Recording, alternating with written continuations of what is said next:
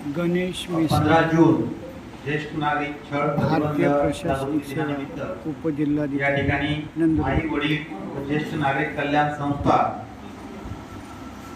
व कवयित्री बहिणाबाई चौधरी उत्तर महाराष्ट्र विद्यापीठ जळगाव आणि जिल्हा प्रशासन यांच्या संयुक्त विद्यमाने हा जो कार्यक्रम ठेवलेला आहे ज्येष्ठ नागरिक कल्याण कायदा साक्षरता शिबिर, या कार्यक्रमासाठी या ठिकाणी उपस्थित डॉक्टर आशुतोष पाटील सर, संचालक आजीवन अध्ययन व विस्तार विभाग जळगाव, त्याचबरोबर ज्येष्ठ विधिज्ञ ॲडव्होकेट संदीप नाईक उच्च न्यायालय मुंबई, त्याचबरोबर येथील ज्येष्ठ ॲडव्होकेट ज्येष्ठ मार्गदर्शक ॲडव्होकेट गोविंद पाटील, त्याचबरोबर या ठिकाणी ज्येष्ठ नागरिक म्हणून उपस्थित विद्यापीठाचे माजी प्रकुल सचिव डॉक्टर किशोर पवार सर व या ठिकाणी हा कार्यक्रम आयोजित करण्यासाठी ज्यांनी पाठपुरावा केला आणि जे या ठिकाणी सर्व हा कार्यक्रम यशस्वी व्हावा म्हणून झटतायत ते डॉक्टर बारकू पाटील, श्री आत्माराम हिंदवे, सुरेश दयाराम पाटील आणि या ठिकाणी उपस्थित सर्व ज्येष्ठ श्रेष्ठ मार्गदर्शक, सर्व या ठिकाणी उपस्थित ज्येष्ठ मंडळी. मला ऍक्च्युअली 12 वाजता एक व्हिडिओ कॉन्फरन्स आहे, पण मग व्हिडिओ कॉन्फरन्स सांगण्यापेक्षा मी त्यांना असं सांगितलं की मी थोडंसं तब्येत माझी बरी नाही आहे, पण मी थोडंसं 15-20 मिनिटं त्याला लेट जॉईन होईल. अलीकडं व्हिडिओ कॉन्फरन्समुळे असं झालं की वरिष्ठांना असं वाटतं की यांना फक्त मोबाईल चालू करायचा आणि समोर बोलायचंय, पण मग स्थळ काळ वेळ आपण कुठे असतो काय असतो अशा बऱ्याच गोष्टींची अडचण येते.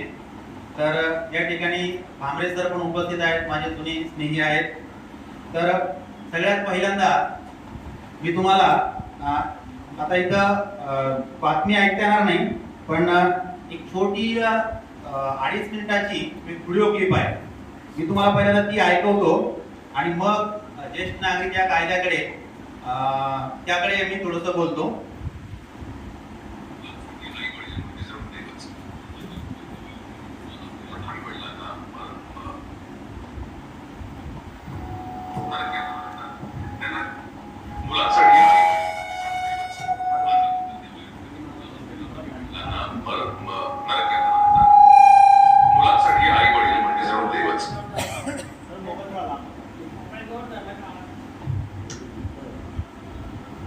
मात्र उत्तर द्यावं काही मुलं आपल्या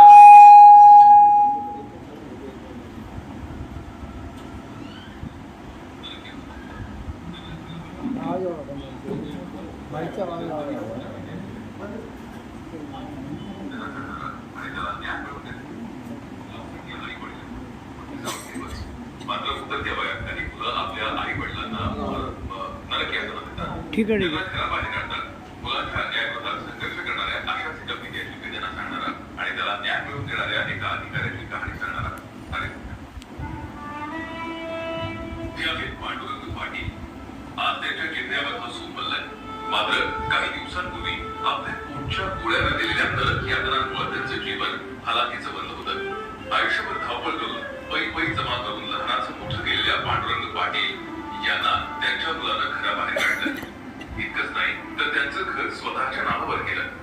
त्यामुळे वृद्ध पित्यावर बडबड भटकंती करण्याची वेळ आली. आपल्या हक्काचं घर मिळावं यासाठी त्यांनी मग प्रांताधिकाऱ्यांकडे दाद मागितली.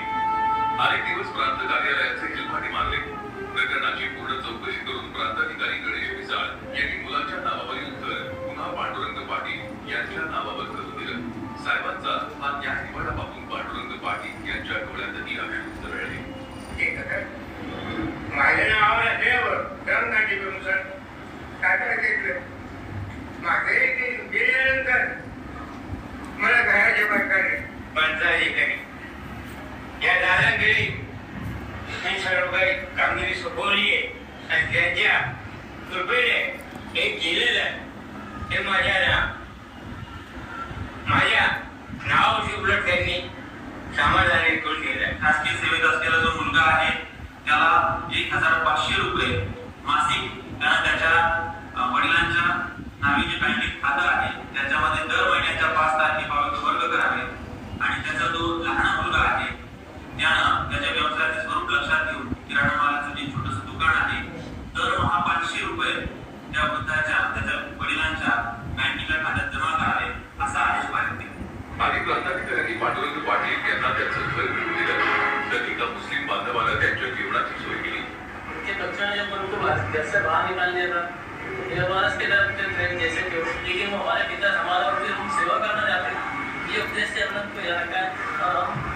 पण त्यांना सवय करतात. या घटनेत प्रांताधिकाऱ्यांच्या निर्णयामुळे एका बापाला न्याय मिळाला. मात्र मानवता धर्म हाच खरा धर्म हेच या प्रकरणामुळे दिसून आलंय. विकास मठाणे, झी मीडिया, जळगाव.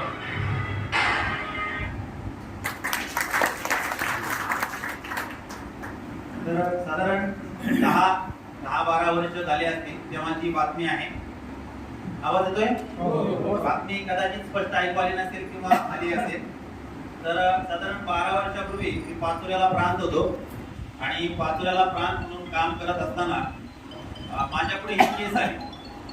आणि माझ्यापुढे ही जेव्हा केस आली तेव्हा बऱ्याचदा असं होतं की अनेक जमिनीच्या केसेस येतात किंवा इतर कायद्याखालच्या केसेस येतात आणि मग आपल्याला वाटतं की ही पण त्याप्रमाणे रुटीन केस आहे. त्यामुळं माझ्याकडे ती केस बराच काळ झाली. मग असे ते ज्येष्ठ नागरिक संघाचे त्यावेळेचे तिथले एक त्यांचं नाव विसरलो मी. तर ते माझ्याकडे आले आणि त्यांनी मला सांगितलं की साहेब हा जो व्यक्ती आहे पांडुरंग नंदू पाटील म्हणून ते खरंच खूप गरजू आहे आणि गॅरेजवर राहतात. मोठा मुलगा जो आहे तो मोठा मुलगा ज्युनियर इंजिनियर आहे पालघरच्या जिल्हा परिषदेमध्ये. परंतु वडिलांनी राहतं घर लहान मुलाच्या नावाने करून दिलं किंवा लहान मुलांनी ते घर स्वतःच्या नावाने करून घेतलं आणि म्हणून मोठा मुलगा आता बघत नाही.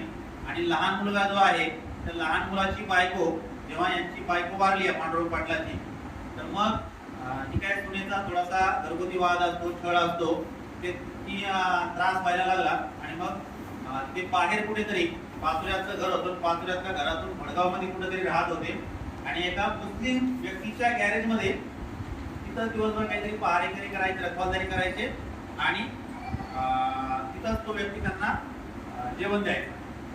मग भडगावातल्या एका त्या जे ज्येष्ठ नागरिक संघाचे तिथले पदाधिकारी होते त्यांनी माझ्याकडे एक केस आणली आणि मग मला जेव्हा ती समोर आली तेव्हा मला पण थोडंसं तथ्य वाटलं. मग पुढच्या तारखेला मी हिअरिंगला बोलवलं. हिअरिंगला बोलवल्यानंतर त्या केसमध्ये दोन्ही बाजूने वकील आले. वकील आल्यानंतर पुन्हा ती केस चालली. केस चालल्यानंतर त्यात मी ऑर्डर केली.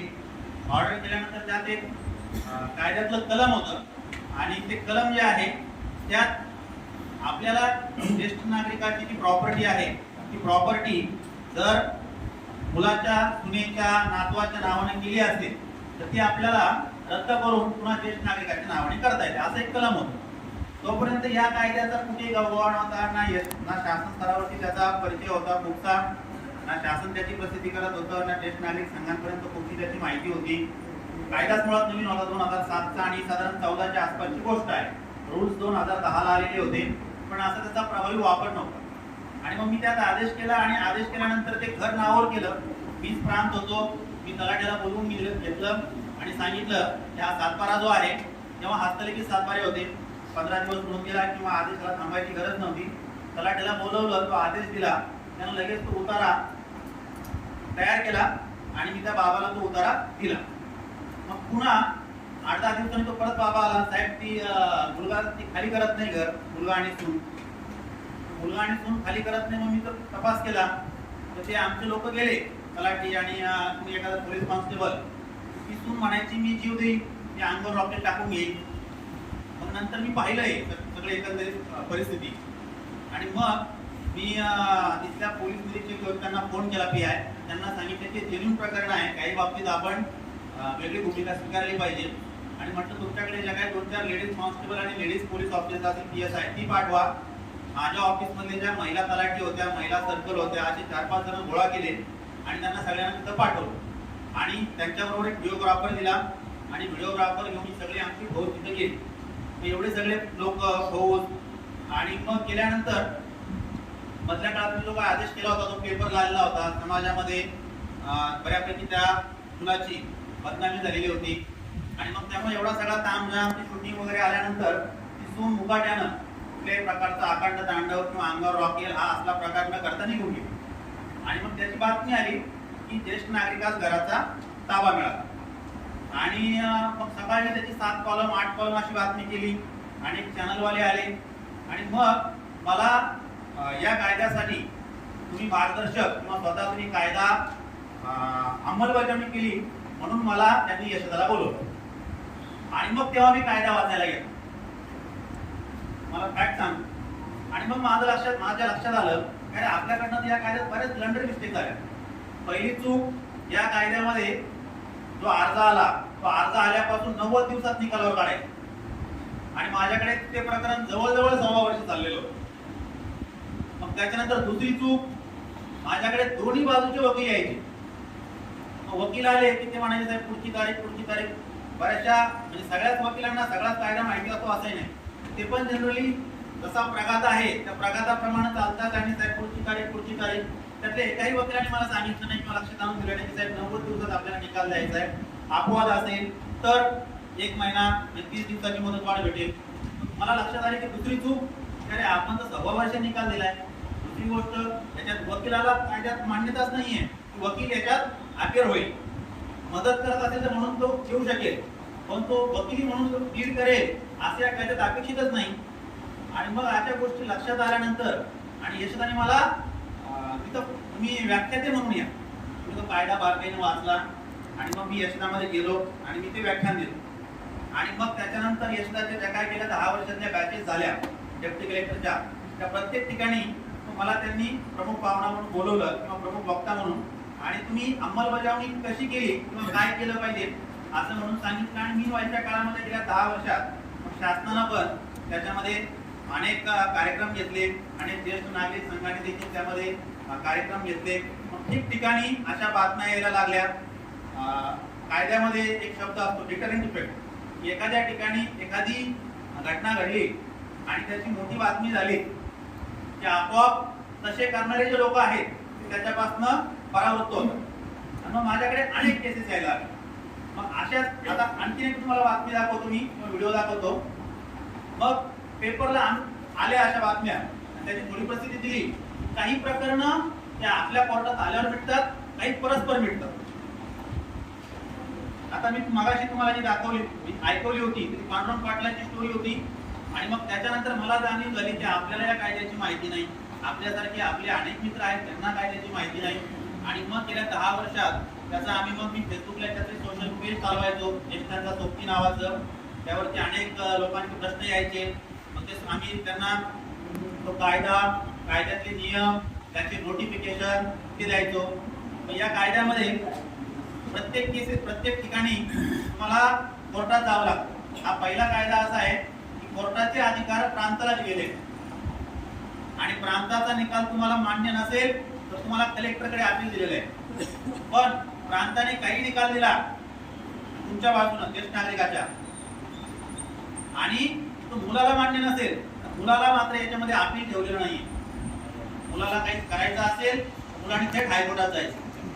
म्हणजे ज्येष्ठ नागरिकाला अपील पुन्हा अपील या घेऱ्यामध्ये अडकतावं लागू नये हे वेलफेअर लेजिस्लेशन आहे किंवा कल्याणकारी कायदा आहे. म्हणून याच्यामध्ये अपीलाची तरतूद काढून टाकलेली आहे. आणि मग हळूहळू राज्यामध्ये या कायद्याची बऱ्यापैकी जाणीव जागृती झालेली आहे.